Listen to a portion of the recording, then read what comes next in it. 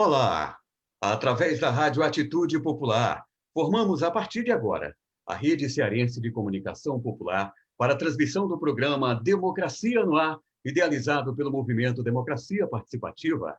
Nosso bom dia, boa tarde ou boa noite a todas e todos que compõem a rede pelo Facebook e nas rádios parceiras, também aos nossos ouvintes e internautas de todo o mundo. Produção e apresentação do programa Esdras Gomes. Locução técnica comigo, Jonathan Neto. Direção-geral da Rádio Atitude Popular, Souza Júnior. Com apoio da AFBNB, Sintaf, Mova-se, o Show Advogados Associados, Sindicato dos Bancários, Sintufse, Sindipetro, Sindepav, Sindiconte, Simpospetro, Sindojus, Adufse, SC Assessoria Contábil e Unicursos do Professor Júnior. Está no ar. Democracia no Ar, ao comando do jornalista Esdras Gomes. Bom dia. Bom dia a todos e todas, bom dia aos sindicatos parceiros, bom dia à diretoria do Sindojus que nos assiste na manhã de hoje, bom dia Ibiapina, companheiro de várias batalhas, várias lutas, né, e de muitas derrotas e de muitas vitórias, né, vamos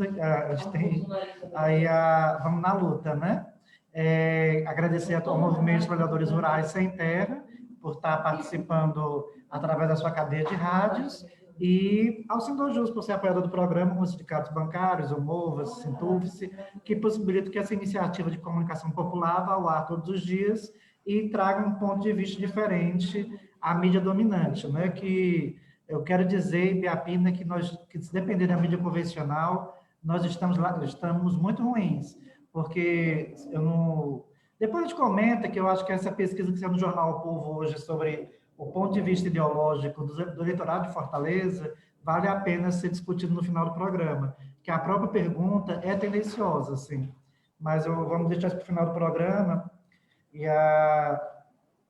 mas vamos logo ao foco do nosso programa, que é a questão da reforma administrativa e a carência de servidores de oficiais de justiça no estado do Ceará. A gente está recebendo o nosso guerreiro, Wagner Venâncio, presidente do Sindicato dos Oficiais de Justiça do estado do Ceará. Vamos primeiro fazendo saudação aqui rápida. Bom dia, Wagner. Como que vai a luta nesse tempo de pandemia? Bom dia, Ezra. Bom dia, Ibiapina. Bom dia, Jonathan. Bom dia, ouvintes. Estamos aqui à disposição para conversar um pouco sobre a situação dos oficiais de justiça, ainda sobre a pandemia e a carência deste profissional e a necessidade de tê-los, no sentido de que a prestação jurisdicional ela seja efetivada, bem como entrelaçado com essa questão da carência, a reforma administrativa proposta pelo atual governo através da PEC 32 de 2020. Então, estou aqui à disposição dos colegas para a indagação e também para expor um pouco de como está a categoria dos oficiais de justiça nesse momento. Vamos aqui saudar, o Ibiapina sempre fala que eu não estou aos pés da Marina, mas tem boas notícias, Ibiapina. Marina volta na próxima terça-feira ao programa. Como é que vai, Ibiapina? Vai tranquilo nesse tempo de pandemia? Estou bem. O método é estar vivo, num país que o governo primou pela morte. Ele, na campanha, dizia que ia matar 30 mil pessoas. Pronto. Ajudou a matar 160 mil pessoas até agora. Mas eu estou resistindo, tenho me comportado como deve se comportar um cidadão, né? Que tem capacidade cognitiva de refletir sobre o mundo. Saio um pouco de casa, sempre que saio usa máscara e com isso protejo a mim e aos demais. Quero aqui saudar o companheiro Wagner, que é um prazer estar com ele nesse programa de hoje, aos companheiros e companheiras das diversas emissoras e aos ouvintes. Um grande abraço, vocês são muito legais, têm nos ajudado a fazer esse contraponto. Portanto, estamos felizes. E diz que nos Estados Unidos, só para eu acrescentar uma coisinha aqui, aconteceu duas coisas. Diz que uma boa e outra ruim. Diz que a boa é que derrubaram o Trump. E a ruim é que elegeram o Bahia. Mas melhor, né? Pelo menos assim, sei lá, a gente lá se lamenta, se vangloria cada dia. Aí vamos aqui na luta. Vamos começar lá com o nosso bate-papo, né? Que o tempo urge, né? E esse tempo dessa rádio passa muito rápido. Wagner, como é que está a situação do número de oficiais de justiça no estado do Ceará? Está contento, não está contento? É uma carência de quantos profissionais? Qual o impacto disso nas atividades? Como é que o estado do Ceará sente essa questão do déficit de oficiais de justiça? Esdra, Biapino, Jonathan e demais ouvintes, é sabido que todos nós vivemos hoje no avanço tecnológico, né? No avanço, temos a digitalização dos processos, temos audiências por videoconferência, ou seja, avança-se na tecnologia, mas o profissional oficial de justiça, ele é necessário para materializar as decisões judiciais.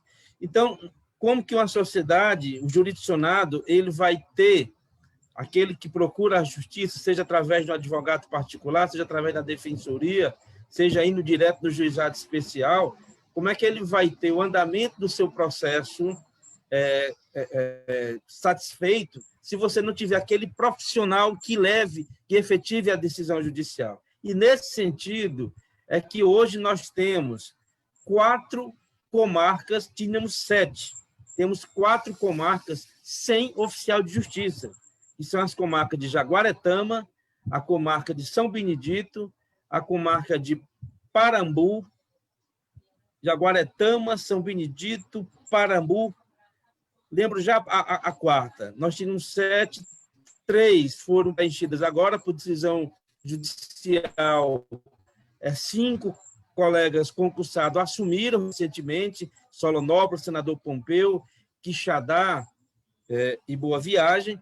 Aliás, são 3, desculpa, são 3 que continuam sem oficial de justiça. Essas que eu mencionei, Jaguaretama, Parambu e São Benedito. Nestas cidades não há oficial de justiça. Portanto, a tendência é travar todo o processo, porque aquilo que não for possível ser feito pelo correio, como as comunicações mais simples, há de ter esse profissional para levar essas decisões, para materializá-las. E nós temos essas 3 comarcas sem oficial de justiça, e temos comarcas numa situação que beira a desumanidade, em função do excesso de trabalho, de uma carga de trabalho enorme, que são as comarcas de Quixadá, a comarca de Morada Nova, a comarca de Crateús, a comarca de Itauá, Limoeiro do Norte, Acopiara, citando essas são mais graves. Inclusive, a comarca de Juazeiro do Norte, segunda maior cidade do estado, que lá tem 10 oficiais de justiça, mas precisa de pelo menos mais 10. Haja visto o volume de trabalho, todos os oficiais em nível estadual estão sobrecarregados, mas nessas comarcas que eu mencionei, a sobrecarga é desumana. Portanto, há uma necessidade, sim, de oficiais de justiça. Nós temos, no último concurso, 14 aprovados impetraram o mandado de segurança. E desses 14, 4 assumiram recentemente em face do cumprimento da sentença. Esperamos que os 10 que ainda tramitam os mandatos de segurança venham a assumir para que haja uma forma de minorar essa sobrecarga que hoje é patente em todas as comarcas. Aqui mesmo em Fortaleza, no Fórum Clóvis Bevilacqua, onde temos a maior central de mandados.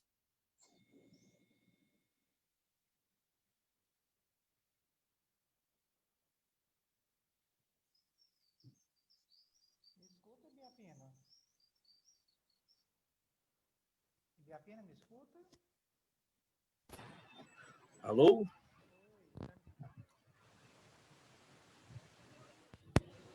Ok? Então, Ok. som? Uma travadinha, mas voltou. Pode continuar. Certo. Então, junte-se essas 30 rotas sem oficial de justiça aqui em Fortaleza, tem o fator da pandemia, porque nós somos profissionais e, não obstante o trabalho remoto que podemos fazer, somente junto a órgãos públicos, de cumprir mandados através de e-mail, através do WhatsApp, embora haja esse permissivo, e os oficiais têm trabalhado de forma híbrida, presos mandato de forma remota e presencial, mas a diligência presencial ela é muito necessária, principalmente nos bairros mais pobres, onde no interior, nos distritos, não chegou ainda 4G em determinados locais. Portanto, a necessidade da presença do oficial de justiça, mesmo com o avanço tecnológico, mesmo com as comunicações dos atos, podendo ser feito de forma remota, mas é muito necessário a presença do oficial. E aí, como disse, junta-se o fator da pandemia. Nós não temos uma vacina ainda e, lamentavelmente, o governo brasileiro evita, por uma questão ideológica, lamentavelmente, que se recebam vacinas, ainda que em fase de teste, em fase de liberação pelos órgãos competentes, mas tem essa dificuldade, a questão do contato, porque geralmente o oficial de justiça, quando vai abordar uma pessoa, geralmente ele chega, a pessoa está sem máscara, aglomeram pessoas. Então, tem a sobrecarga e tem o risco em face da pandemia. Mas, mesmo com todas as adversidades, os colegas oficiais e oficiais de justiça têm dado uma demonstração viva, cabal, da necessidade deste profissional para fazer valer as ordens judiciais. É um primeiro relato que passo, porque essa questão da carência do oficial de justiça tem uma ligação com a reforma administrativa, com o que se passa hoje nesse país. Mas aqui, do ponto de vista mais corporativo, eu diria que há uma necessidade urgente de termos mais oficiais de justiça para dar vazão às ordens judiciais.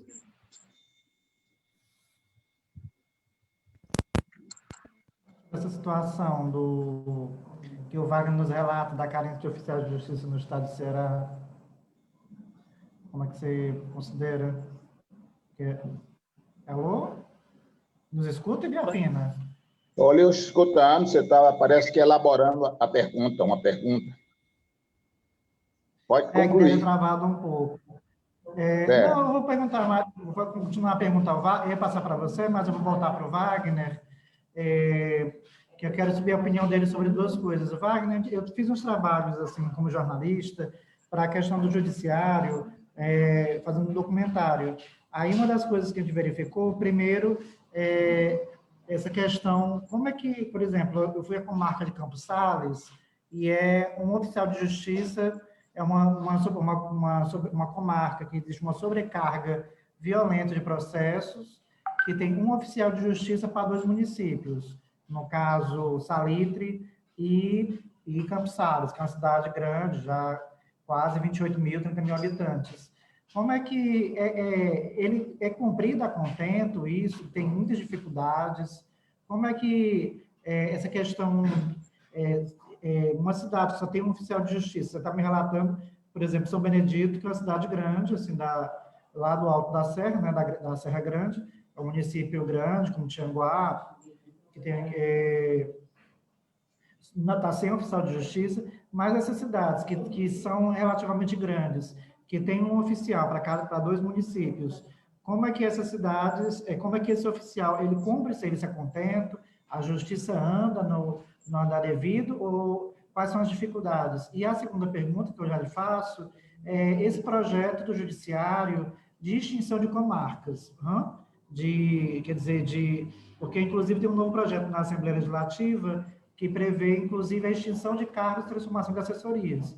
Acho que deve estar acompanhando isso. O sindicato é a favor dessa redução de comarcas? Será que essa redução de comarcas piora o trabalho do oficial de justiça? Porque os boatos que eu ouvi, assim, os boatos, de que o futuro é tentar fazer igual ao modelo paulista, de uma justiça concentrada nos grandes centros. Então, teria um grande centro, vamos dizer, um grande centro de distribuição de processos em Juazeiro, esse oficial ficaria em Juazeiro, e como é que seria esse despacho, ficaria nessa realidade a questão do oficial de justiça?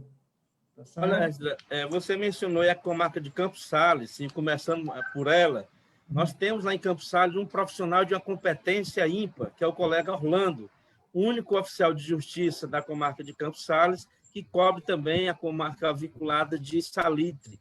Ele é um profissional exemplar, está lá há muito tempo sozinho. Eu mesmo recebi ligação da magistrada titular da comarca de Campos Sales, elogiando o profissional que é o Orlando, que tem, na medida do possível, dado conta do recado, como se diz popularmente.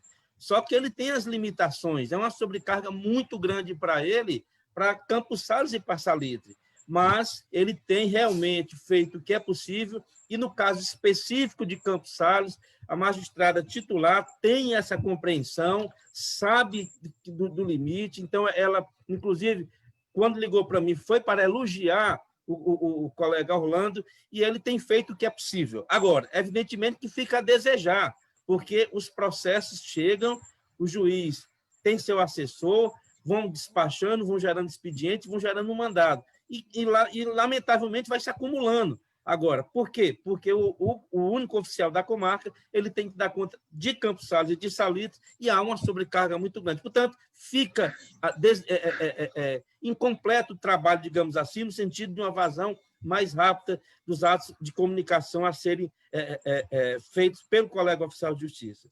Agora, você levanta uma questão importante da questão de extinção de comarcas. O Tribunal de Justiça, através do seu órgão especial, em dezembro do ano passado, do seu órgão pleno, baixou a Resolução 5, que prevê a agregação de comarcas.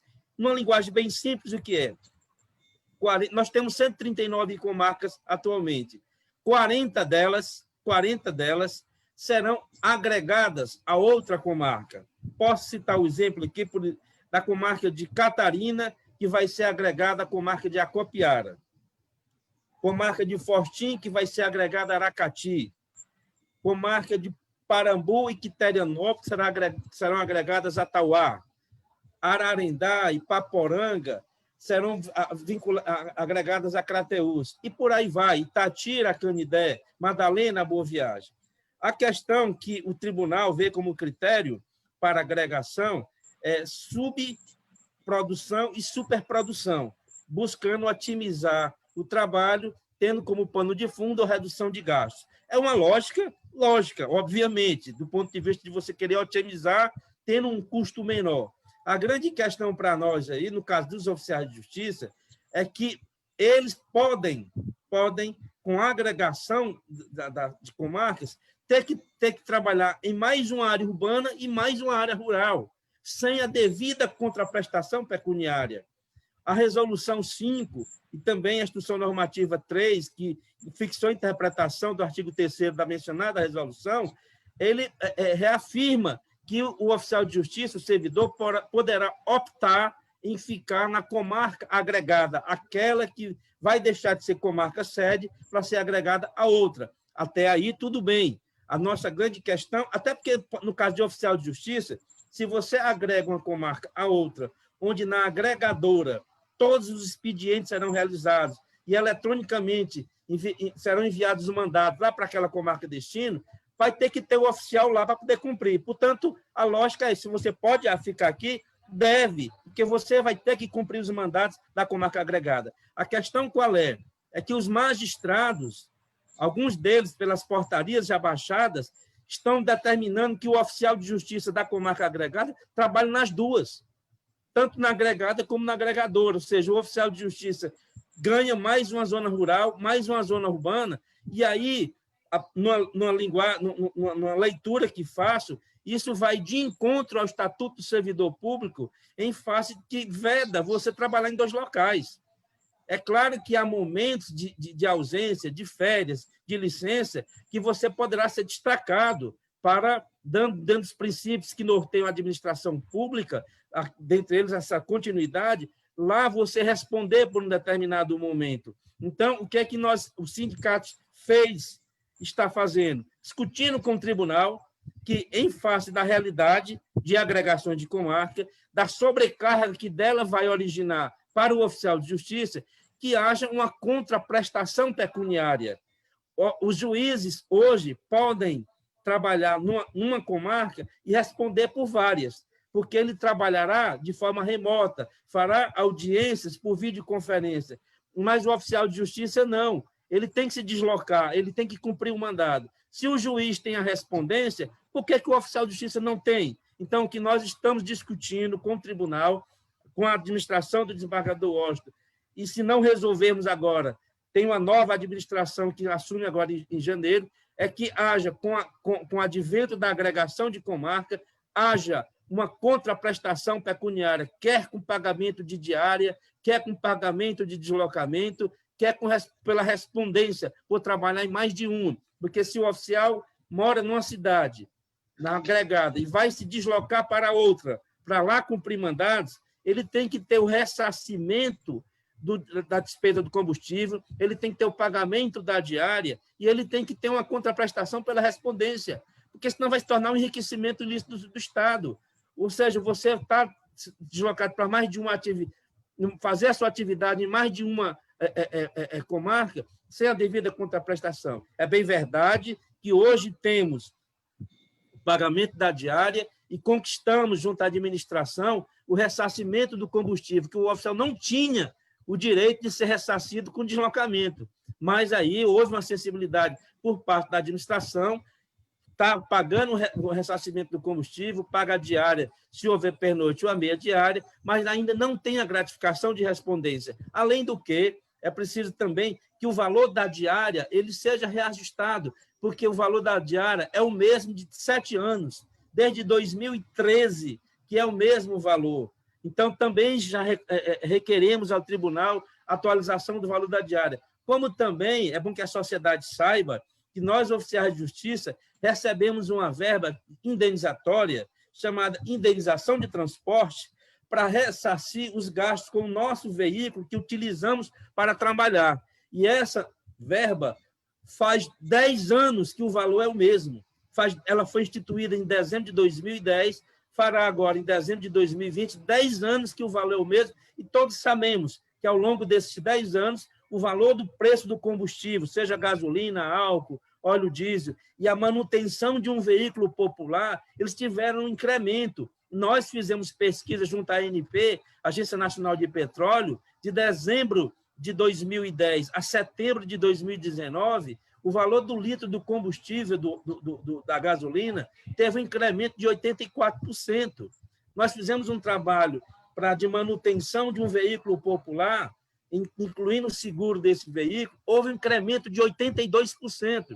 E a nossa indenização de transporte ela está congelada ao longo do tempo. Claro, sabemos, temos consciência de que vivemos numa pandemia, há um plano de contingenciamento de despesa, porém, nesse plano de contingenciamento de despesa, há, sim, norma que diz que o presidente do tribunal poderá autorizar algum aumento em alguma verba, sabemos das limitações, temos responsabilidade sobre isso. Agora, é preciso, o tribunal, o que é que eu vou priorizar com aquela receita que eu tenho? Se eu tenho um trabalhador que está indo para 2 comarcas, que está fazendo todo um trabalho de prestação judicial, evidentemente que temos que ter a contraprestação pecuniária. Claro que há um bom diálogo com a administração do tribunal, mas ainda não se avançou concretamente nessa respondência por acúmulo de função.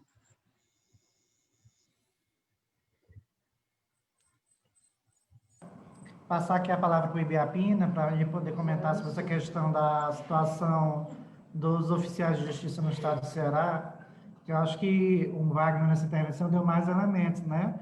A gente fazer uma avaliação sobre a questão dessa falta de profissionais. Acho que o Ibiapina deve conhecer Campos Sales e Salitre, né? 2 municípios de extensão territorial grande, né? E que, infelizmente, só tem um servidor para esses 2 municípios. E aí ele falou também vários resultados, né? O município de Parambu com um servidor, Quixadá agora parece que foi lotado com um servidor por decisão judicial, né? O próprio juiz ou o sindicato deu despacho por ser uma realidade absurda, né? Um município como Quixadá, com porte econômico, com uma pujança, você não ter esse oficial de justiça, você tem toda a questão tributária do município parada, questões de separação, pensão, as diversas questões judiciárias paradas por causa que não tem um oficial de justiça. Acho que o Ibiapina vai poder falar isso, né? Porque o nosso Tribunal do Ceará é um dos que mais investe em questão de tecnologia, ele está contratando a indústria 4.0, né, para poder otimizar os processos, mas não investe no elemento humano. Com você a palavra, Ibiapina. Eu vou fazer um curto comentário, mas queria só fazer aqui uma pergunta ao companheiro Wagner. Ele falou dessa ajuda necessária para os custos da viagem de um oficial de justiça. Pode sair, por exemplo, de Quixadá, da sede, para ir lá pertinho de Morada Nova ou lá pertinho do Choró, que é a extrema do outro país, fazer lá uma entrega de um mandato qualquer. Então, é de suma importância, porque o oficial de justiça já está usando o seu carro, o seu pneu, além do seu trabalho, e a gasolina não pode ser conta do oficial, o Estado tem que pagar isso. Mas, Wagner, depois do golpe, não baixou todo tipo de mercadoria, gasolina, óleo, alimento? Não baixou? Ou não? Eu estarei errado, queria ouvir a sua pergunta, essa resposta, a sua resposta em relação a isso. Pois não, Biapino. Posso responder agora, né? Pode agora mesmo, porque não baixou tudo, né? Na verdade,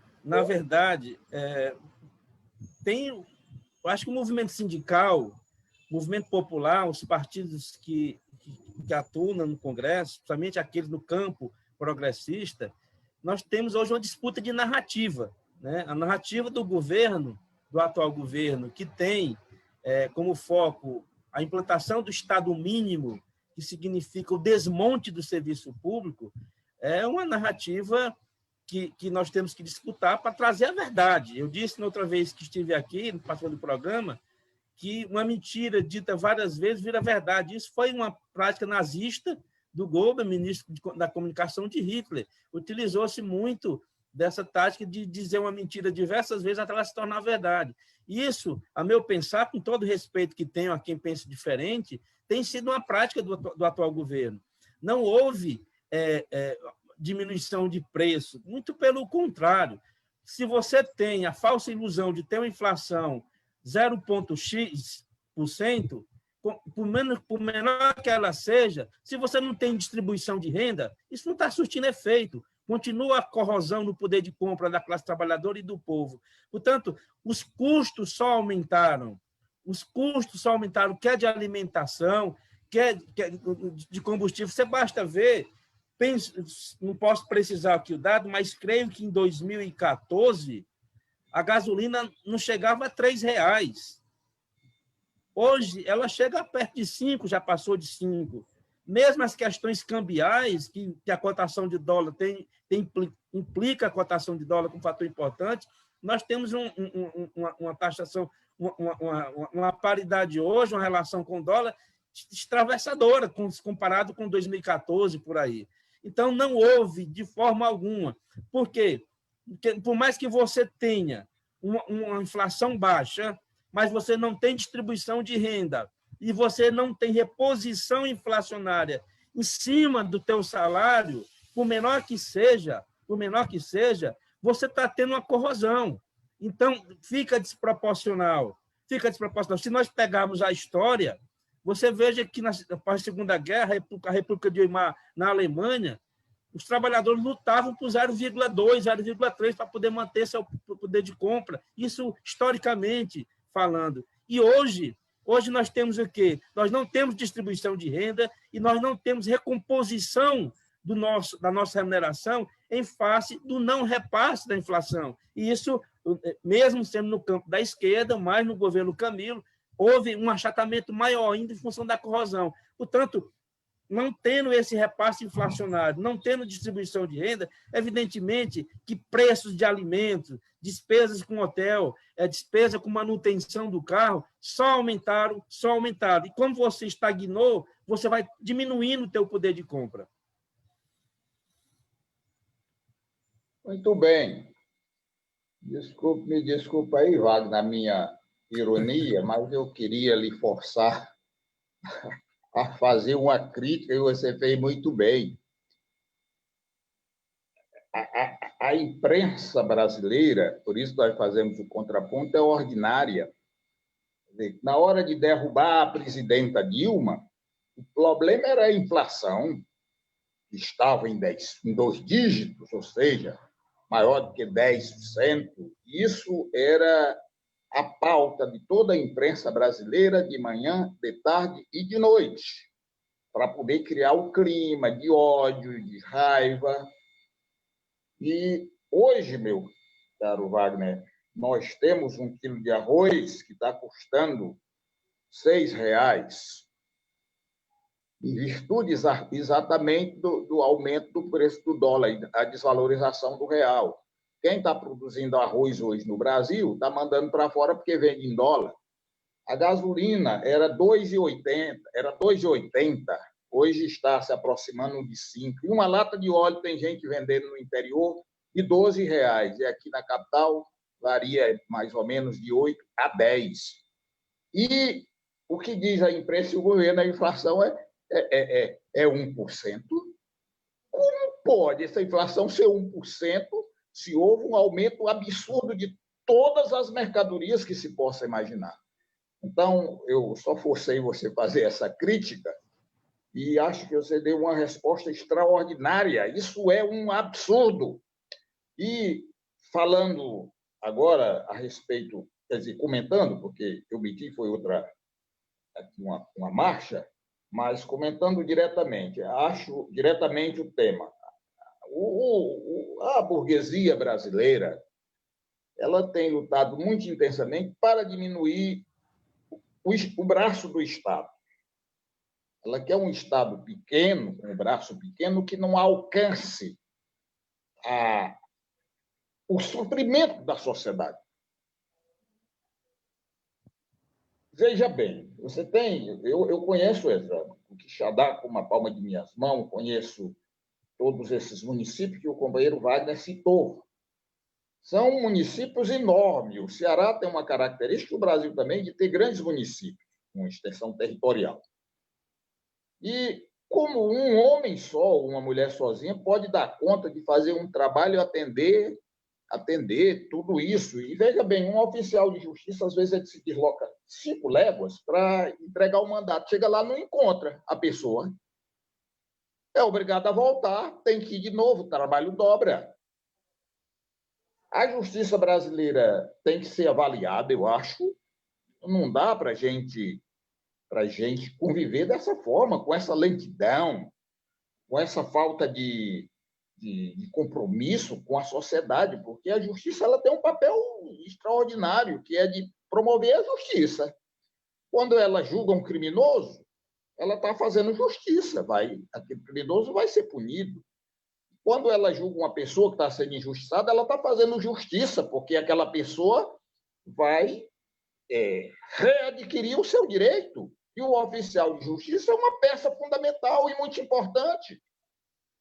Então, não podemos ter essa situação. Agora, agrega 2 comarcas, dobra o trabalho do oficial de justiça. É como, por exemplo, numa fábrica de fiação e tecelagem. Em 77, os tecelões trabalhavam com 10 máquinas. Alguns anos depois, passou para 12, hoje eles estão trabalhando com 25 máquinas, 30 máquinas. Aí reduziu o número de trabalhador, aumentou a carga de serviço e o salário é o mesmo. Isso é injusto.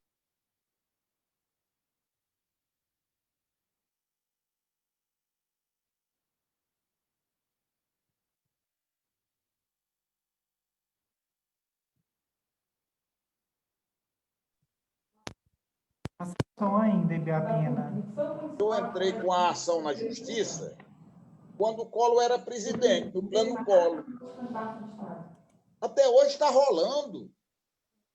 Então, resolveram o problema. Olha, passou Collor, passou Itamar, passou Fernando Henrique, passou Lula, passou Dilma, passou Temer e estamos agora no governo Bolsonaro. 7 presidentes. E essa ação rolando, eu acho que a gente não vai conseguir isso. Aquela questão dos planos Collor. Então, tudo isso é muito absurdo. Se reduz o Estado, pior ainda para a sociedade. Era essa a minha observação, meu caro Esdra e meu caro Wagner.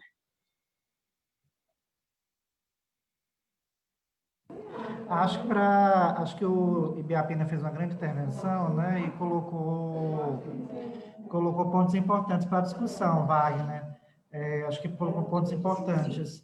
Eu quero tocar num ponto que será do povo mais adiante, mas vamos falar agora sobre a reforma administrativa, que a gente está falando sobre... Nós temos um problema na carência de oficiais, porque existe uma lógica neoliberal reinante que atrapalha o desempenho da justiça, que condicionou pessoas para executar a justiça à produtividade.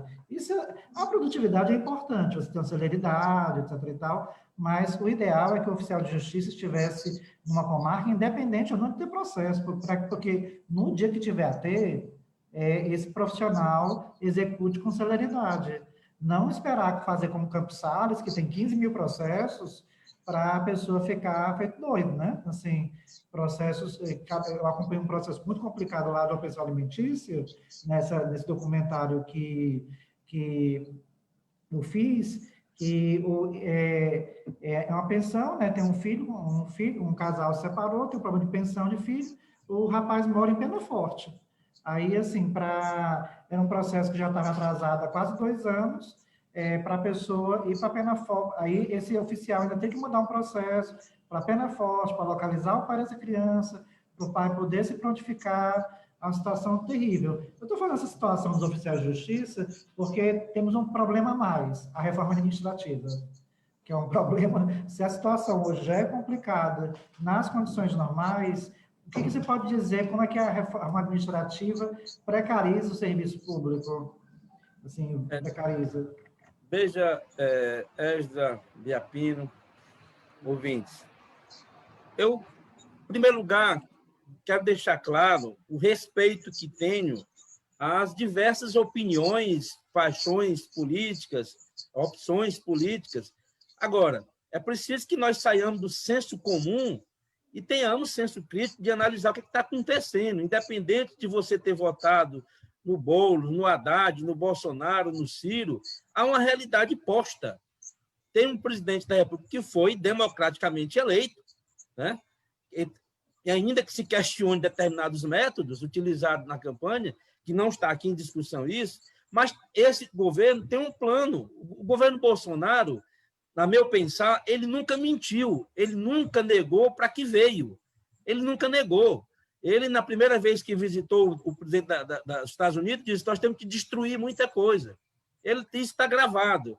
Então, o que os colegas têm que entenderem é que determinados projetos, situações que acontecem dentro do Tribunal de Justiça do Estado do Ceará e no Poder Judiciário como um todo, isso está intrinsecamente ligado com a política neoliberal que está nesse país. Uma política de privatização, uma política de Estado mínimo, uma política de acabar com o serviço público. É preciso que nós saiamos da visão, que nós deixemos essa visão extremamente corporativa e tenhamos um momento de fazer uma análise, de ver a conexão dessas coisas. Eu sempre digo que o Estado mínimo está entrando no Poder Judiciário pela porta da frente e o alvo a ser atingido são os oficiais de justiça. Por quê? Porque nós temos hoje uma proposta de uma senadora do PSL do Mato Grosso que pega todo o processo de execução do processo civil para os cartórios, todo um processo da Noreg, dos notários, visando o quê? Taxar a sociedade, porque no momento que você tem um oficial de justiça para cumprir uma citação, para proceder a uma penhora, e se houve uma gratuidade, você será beneficiado. No momento que você leva o processo de execução para os atos de comunicação para os cartórios não trabalham de graça, não tem almoço grátis, como se diz no jargão. Então, é preciso que entendamos que isso está conexo. No momento que o STF, através do ministro Barroso, em sede de ADI, profere decisão que vai de encontro ao profissional oficial de justiça, que no momento que o Conselho Nacional de Justiça valida determinadas iniciativas de tribunais de justiça pelo país, que visam a extinguir o cargo de oficial de justiça, tudo isso está entrelaçado, faz parte dessa política. Eu não estou aqui chamando os colegas, jamais o faria, porque o cargo a que exerço, eu tenho que ter uma equidistância a essas participações políticas, mas é preciso que as pessoas façam reflexão. O que está acontecendo não é de graça. Determinados projetos que o tribunal está pondo em face do avanço tecnológico, tem também o condão de você diminuir as funções. Tem isso, sim. Agora, no nosso caso, por mais que se avance a tecnologia, por mais que o tribunal dote as comarcas, todas elas com processos digitais, esse profissional ele é necessário. E eu diria aos ouvintes, aqui, aos presentes, aos colegas da categoria, é preciso que a gente entenda de uma vez por todas que o que está acontecendo nesse país nos atinge. A PEC 32 de 2020, que é a PEC da reforma administrativa, ela dará poderes ao presidente da República para fazer gestão no serviço público, sem necessidade de você ouvir todo o Congresso, poderá fazê-lo por decreto. Isso pode levar a uma das coisas mais sublimes que o servidor público tem, que é o fim da nossa estabilidade, e tem, sim, o condão, essa reforma, de acabar com a estabilidade, porque a estabilidade do servidor estável, o servidor público, a estabilidade é muito importante para lhe dar independência das pressões políticas, de chefes, do prefeito do momento, do governador do momento, do presidente da República do momento. A estabilidade nos dá essa liberdade de não sofrer essa pressão. No momento que você tem na proposta de reforma administrativa o fim da estabilidade, é você voltar no tempo, é retroceder no sentido do quem indique, quem é, de você sofrer pressão daquele governante do momento que mudar o governador, o presidente da República ou o prefeito, você sair do serviço público para colocar pessoas que pensem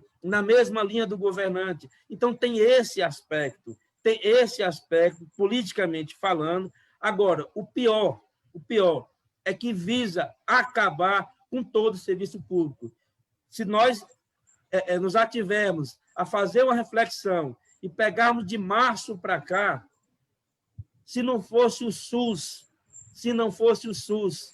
muitos já teriam morrido mais do que essa quantidade de mais de 160 mil por causa da Covid. O SUS deu uma demonstração cabal, clara, da necessidade do serviço público e da valorização do técnico de enfermagem, do enfermeiro, do fisioterapeuta, do terapeuta ocupacional, do médico. Isso demonstra o quão importante é o serviço público. E a reforma administrativa, da forma que ela está sendo proposta, cabe ao movimento sindical, à classe trabalhadora, o que eu dissera no início. Vamos disputar narrativa com o governo, vamos conversar com os nossos colegas, mostrar a perversidade que tem por trás dessa proposta, o que é que significa o desmonte do serviço público, inclusive no judiciário, no momento que você transfere atribuições que são inerentes ao oficial de justiça para os cartórios, quem vai pagar a conta é a sociedade, é o povo mais pobre, porque cartório não trabalha de graça, salvo as exceções de lei. Então, é preciso que a gente entenda isso, que nós tenhamos a capacidade de refletir, de termos empatia, de nos colocarmos no lugar do outro, de percebermos essa sociedade, como é que ela está hoje.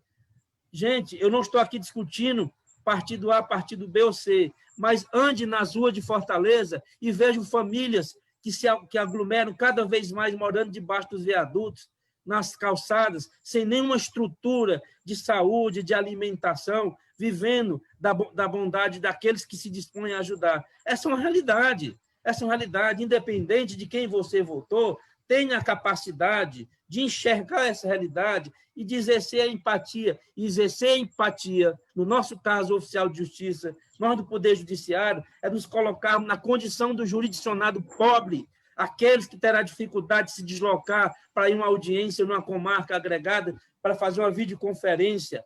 Temos que entender isso, temos que nos colocarmos como cidadão, como os trabalhadores, mas, acima de tudo, como agentes transformadores. E, nesse sentido, é preciso que a gente una os servidores públicos municipais, estaduais e federais numa unidade para fazer pressão lá no parlamento, para que a gente barre essa proposta de reforma administrativa, que alguns se enganam, achando que não atingirá os atuais servidores. Atingirá sim.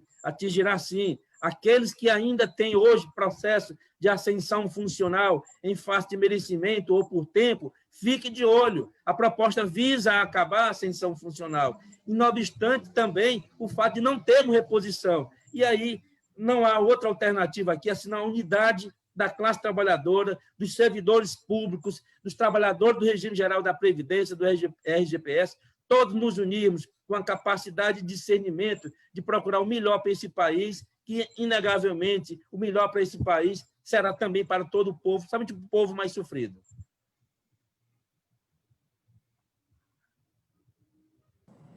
Vamos ler com alguns comentários e vou emendar aqui no Ibiapina com as considerações finais dele uma pergunta que eu acho que é essencial. Bom dia, a Rosinha Faria, dando bom dia. A ausência em comarca de oficiais de justiça, o mesmo número insuficiente na comarca de Fortaleza, sempre foi um grande óbice à prestação jurisdicional de forma efetiva. E há que se considerar também as rotas de urgência, que são estabelecidas pela Coman, que são importantes para dar essa efetividade maiormente nas comunidades mais carentes. A Reni Bastos, nosso ouvinte, a gente adora você, Reni, diz bom dia de Salvador, Bahia, esse cheirinho baiano. Marina está de volta semana que vem, se Deus quiser. Assim, a Edna Fernandes lembra o grito fora Bolsonaro. E a Edna, ela também manda palminhas. E, Beapina, acho que a gente vai fazer uma grande emendada aqui, que nós estamos vencendo o programa, porque saiu a pesquisa da Datafolha para prefeito e quiseram fazer uma radiografia do eleitorado de Fortaleza. E o jornal O Povo e o Datafolha chegou à conclusão de que o povo de Fortaleza é de direita. Aí eu fui ver as pesquisas, as conclusões que eles chegam a esse resultado. A sua opinião, porque tem muito a ver com a fala do Fagner. Eles não diferenciam esquerda e direita por distribuição de renda, por defesa do serviço público, por universalização de direitos fundamentais, democracia. Eles diferenciam esquerda e direita se você é a favor ou contra o aborto. Se você é a favor ou não contra o porte de arma. Assim, eles botam duas questões. Aí, por exemplo, como o fortalezense gosta de arma, ele necessariamente é de direita. Assim, ele desconsidera os stalinistas, né? Eu queria comentar, porque existe essa questão fundamental, que é a universalização das políticas públicas, a eficiência do serviço público e a questão de você ter a distribuição de rendas, que é isso que diferencia esquerda e direita, né? Sempre foi isso na história da humanidade. E essa confusão que esse Brasil se virou, que botou uma questão, que é uma questão comportamental, né? Que eu acho importante essa discussão do aborto, eu acho importante, mas, por exemplo, os stalinistas são todos de direita, né? A UP é de direita, assim, os trotskistas são de direita. Assim, como é que essa mídia conseguiu distorcer a cabeça da população que nos botou, que somos defensores do direito do povo, das liberdades democráticas, da universalização de direitos, que cada comarca tem o seu oficial de justiça, seu juiz, tem a estrutura básica. Somos contra o neoliberalismo. E transformou questões menores entre a diferença esquerda e direita, porque isso é um debate fundamental. Assim, que, infelizmente, essa mídia gerou esse debate que, pelo amor de Deus, assim, você não pode ter o 38 que você é de direita. Assim, acho que Che Guevara está se morrendo do túmulo até agora. Assim, e com você, Biapina? Rapaz, você comprou foi uma briga com o Esdra em relação ao tempo. Mas vamos enfrentar o Esdra. Aliás, vamos enfrentar o Jonathan Neto. Mas, assim, muito rapidamente, o jornal O Povo, ele se desmoralizou no tempo e na história. Quando o Inácio Arruda foi candidato a prefeito de Fortaleza, toda semana o jornal O Povo colocava a foto do Inácio Arruda e uma matéria negativa contra o Inácio Arruda. E distribuía gratuitamente o jornal nas escolas. Ali na Avenida da Universidade tinha uma escola, que eu não sei se era positivo ou objetivo, mas tinha 1 milhão de alunos. 1 milhão, vocês sabem que é um exagero para só para mostrar a grandeza da quantidade. E distribuiu o jornal de graça para os alunos. E um caminhão, um furgão, distribuiu o jornal de graça para os alunos. E os alunos, as crianças se exibiam, que eram adolescentes, mais ou menos de 14 anos, 15, aí ia vender para a gente a 50 centavos. Eu comprei muitos jornais a eles de 50 centavos, que eles iam vender. Então, outra vez eu fui ao jornal Povo, porque o embaixador de Cuba estava aqui, e eu era da Casa de Amizade, era e sou da Casa de Amizade Brasil-Cuba do Ceará, Nazaré Antero, acho que era apenas nós três. E o embaixador. E o Thomas recebeu a gente, tudo, e disse, e propôs fazer uma entrevista com Fidel Castro. Olha, eu mando um repórter especial, nós faremos uma entrevista de 1 página, e a gente discute aqui o tema. Rapaz, o embaixador, eu nem concordei muito com a atitude do embaixador, mas ele disse, não, nós não temos interesse em... Viemos aqui a convite de vocês, por educação, mas não temos interesse em fazer entrevista do jornal com o Fidel, porque vocês distorcem a realidade. Nós temos o histórico de vocês, da imprensa brasileira e do mundo. Vocês distorcem. A gente diz uma coisa, vocês dizem outra. Isso não nos interessa. Não vamos fazer entrevista. Pronto, na cara do Thomas. De modo que, infelizmente, o jornal O Povo cumpre este papel, a ignorância, a estupidez. Eles não sabem a etimologia da palavra direita e esquerda. Eu vou ensinar de graça para eles. Isso começou lá na Revolução Francesa, que lá o rei era absoluto. E o povo pedia participação. O povo da miséria, os agricultores da miséria, os artesãos da miséria. E pedia participação, uma representação deles. Aí o rei resolveu colocar uma representação dessa parte da sociedade e tal. E foi avançando, a história foi avançando, eu não posso perder tempo, não posso falar muito porque não temos tempo. De modo que, depois, nessa assembleia que chamava a Duma, ficou vários grupos, como é normal na sociedade, toda a sociedade. E o povo rico, os nobres, sentava-se do lado direito da mesa diretora dos trabalhos. E o povo pobre, os artesãos, os agricultores, que faziam parte dessa representação, sentavam do lado esquerdo. E daí surgiu as duas denominações, a direita, que defende os interesses da classe dominante, e a esquerda, o que luta pelos direitos da classe dominada. Pronto, a etimologia está aí. Aí o jornal O Povo, na sua burrice e maldade, acha que o indivíduo que é a favor da arma, que é de direita, não é. É falta de informação. Se o jornal O Povo tivesse vergonha, fazia esse debate. Mas não tem vergonha, não tem ética. O jornal O Povo e outros jornais do Brasil é a representação perfeita do que disse aquele jornalista americano, Joseph Pulitzer. Então, ele não sabe que tem 2 saberes, o científico e o empírico. O cidadão que, por ausência do Estado, não tem segurança na sua localidade onde vive, ele, empiricamente, sem estudar ciência, acha que, estando com a arma na mão, resolveu o problema.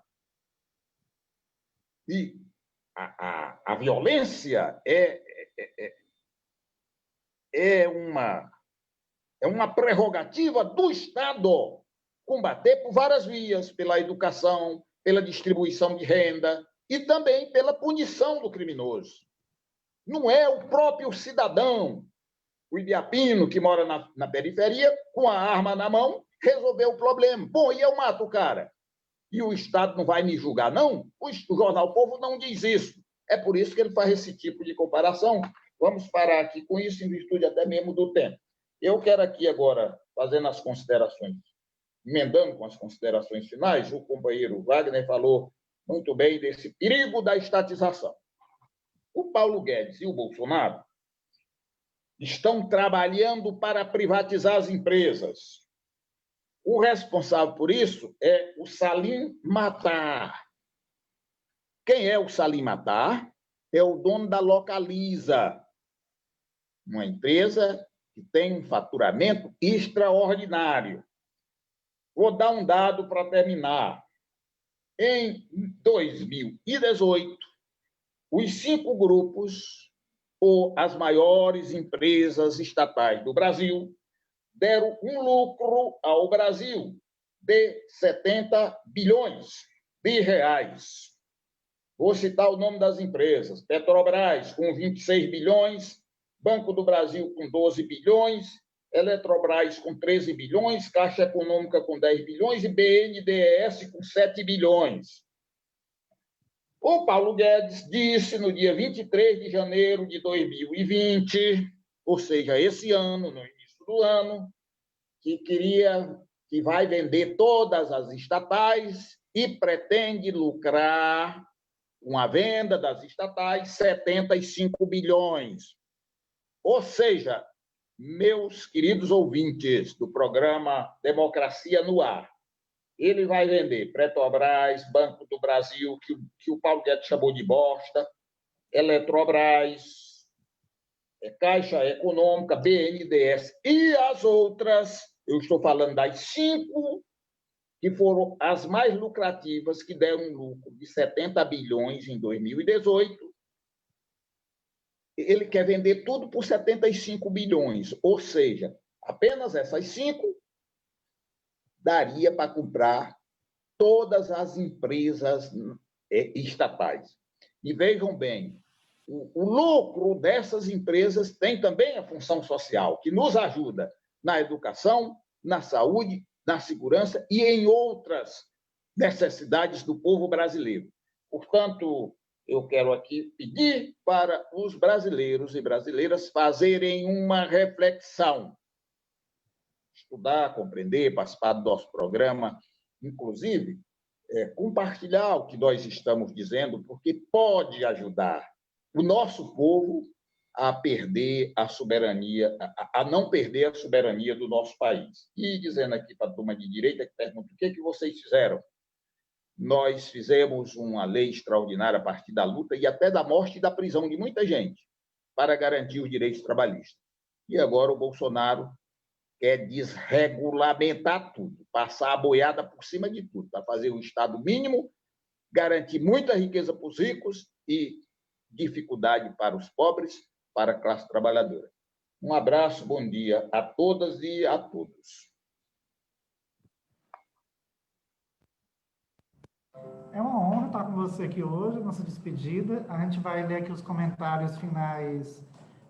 Tem mais aqui uns comentários, depois passar para o Wagner, né? Está sendo sempre um prazer muito grande quando o Wagner vem, que sempre temas muito atuais, e essa questão do judiciário sempre a gente tem que se desbruçar mais. A Edna Fernandes, depois do Marreco Moro e o Luciano Huck dizerem que são de centro, qualquer coisa que vier dessa bid é fichinha. Realmente, até o Ciro disse que se eles forem centro, o Ciro é extrema esquerda, né? Até o Ciro frescou, né? A Rini Baixo diz, pesquisa tendenciosa, fere os princípios do método científico. É mesmo, assim, porque, na verdade a extrema-direita está se utilizando muito disso. Pegar questões comportamentais que são amplas, né, do espectro, né, esquerda e direita, você tem pessoas que é de esquerda e direita a favor do aborto, do porte de arma nos dois setores, e acaba que você confunde, e aí você gera uma confusão, e nisso que a extrema-direita está se confiando. Por exemplo, você pega uma candidata conservadora em Fortaleza, ela só diz que é contra o aborto, é a única plataforma dela, e não mostra toda a plataforma de privatização e de ódio e coisa ruim, né? Mas vamos passar aqui para o Wagner Venâncio. Wagner, é uma honra ter que ser na rádio, as considerações finais, né? Obrigado, Biapino, obrigado, Esta, Jonathan. Eu encerro aqui minha participação conclamando aos colegas oficiais de nós termos essa capacidade de enxergar de uma forma mais ampla, de ver que o que acontece dentro do Poder Judiciário brasileiro, no estado do Ceará também, não está desvinculado da questão nacional. Eu, como sempre, tem um jargão popular que diz, né? Quando tudo for privado, talvez ficaremos privados de tudo. Então, é preciso ter muito cuidado no momento que você vê esse Estado mínimo ser implantado, pensar da importância do serviço público. Nós precisamos ter a capacidade de nos unirmos com os servidores públicos municipais, com os servidores públicos estaduais, com os servidores públicos federais, com a classe trabalhadora, para uma luta muito maior dentro do Congresso, no Parlamento e nas ruas, no sentido de defender o Estado brasileiro, de defender o serviço público. Eu agradeço a participação aqui no programa, a você, Esdra, ao Júnior, e reafirmar que os oficiais de justiça, apesar da pandemia, apesar de não termos vacina ainda, nós estamos firmes no nosso trabalho, indo às ruas, cumprindo as ordens judiciais, dando efetividade às decisões judiciais. Portanto, a sociedade pode contar conosco, porque nós honramos a nossa profissão. Obrigado.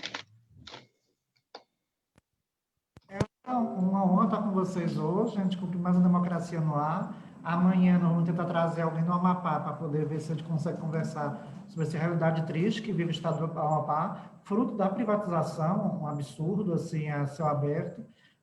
Quem foi salvar o Amapá foi a Eletronorte, porque a subsidiária de energia não estava conseguindo. Isso mostra a importância do serviço público. Então, muito obrigado, Biapina, muito Wagner, muito importante, Wagner.